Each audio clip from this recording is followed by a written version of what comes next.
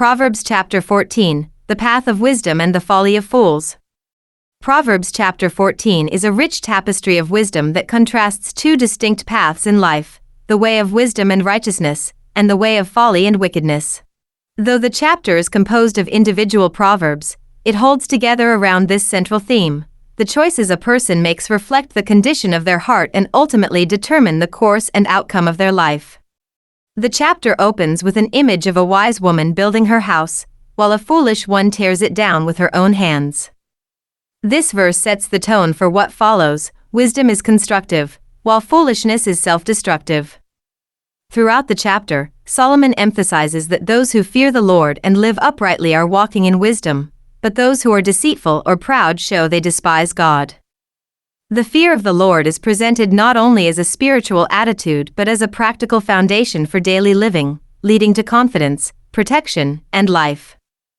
A repeated theme in this chapter is the power of speech. Words, whether used wisely or foolishly, have significant consequences. The wise use their lips to preserve themselves and others, while the fool's prideful speech brings harm. This idea is connected to the value of truth, as seen in the praise of the faithful witness and the condemnation of lies and deceit. Honesty is not just a moral virtue, it is a matter of life and death. Another major thread is discernment, particularly in relationships and decision-making. The wise person is careful about who they spend time with, avoiding the company of fools who lack knowledge. They examine their own path and are cautious, whereas the simple believe anything and act rashly. Wisdom involves thoughtful living, considering one's steps and avoiding evil. Conversely, foolishness is often accompanied by quick temper, pride, and recklessness. The internal life of a person is also explored. Proverbs 14 acknowledges that joy and sorrow often coexist, and that each heart knows its own pain and happiness. Outward expressions can be misleading, laughter may hide grief. This nuanced understanding of the human condition adds depth to the otherwise practical tone of the Proverbs. Even the contrast between the house of the wicked and the tent of the upright points to the idea that lasting security comes not from wealth or appearance, but from righteousness. Society and community are not neglected in this chapter. The way people treat others, especially the poor, is a direct reflection of their view of God.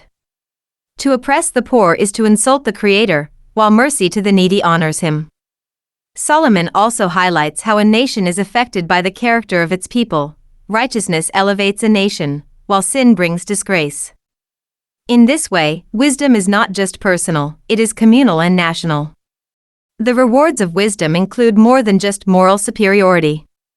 They include tangible benefits. Labor brings profit, patience leads to understanding, a calm heart gives life to the body, and the wise receive favor even from rulers. In contrast, laziness, envy, impulsiveness, and evil intentions lead to poverty, destruction, and disgrace.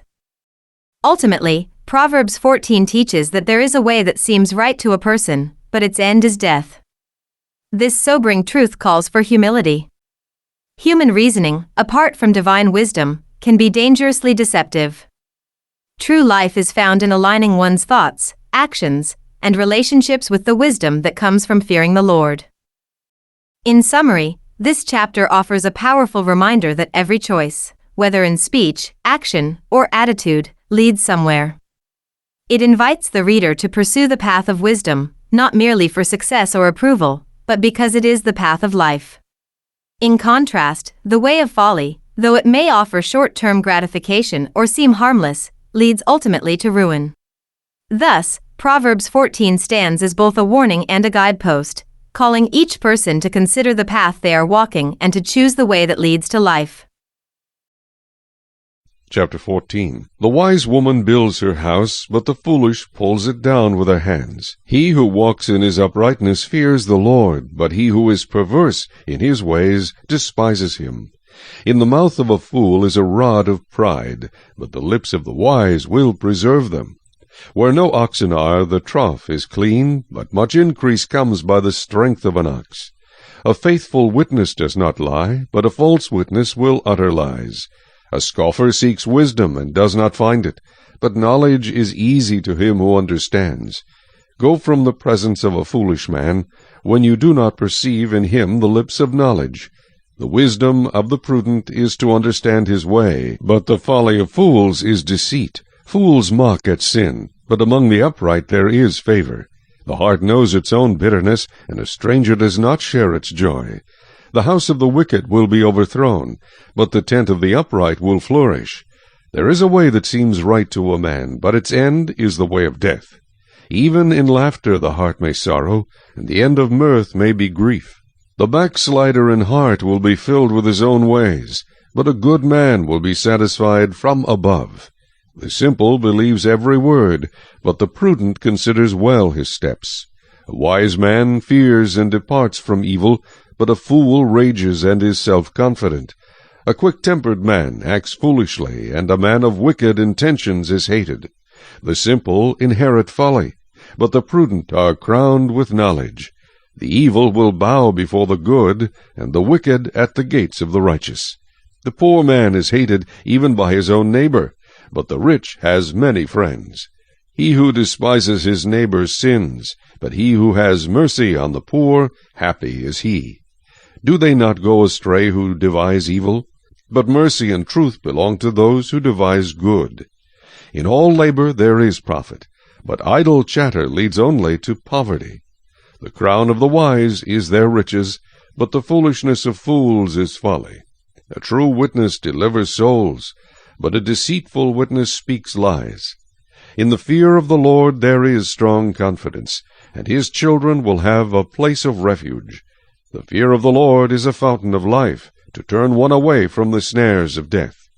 In a multitude of people is a king's honor, but in the lack of people is the downfall of a prince. He who is slow to wrath has great understanding, but he who is impulsive exalts folly. A sound heart is life to the body, but envy is rottenness to the bones. He who oppresses the poor reproaches his Maker, but he who honors him has mercy on the needy. The wicked is banished in his wickedness, but the righteous has a refuge in his death. Wisdom rests in the heart of him who has understanding, but what is in the heart of fools is made known. Righteousness exalts a nation, but sin is a reproach to any people. The king's favor is toward a wise servant, but his wrath is against him who causes shame.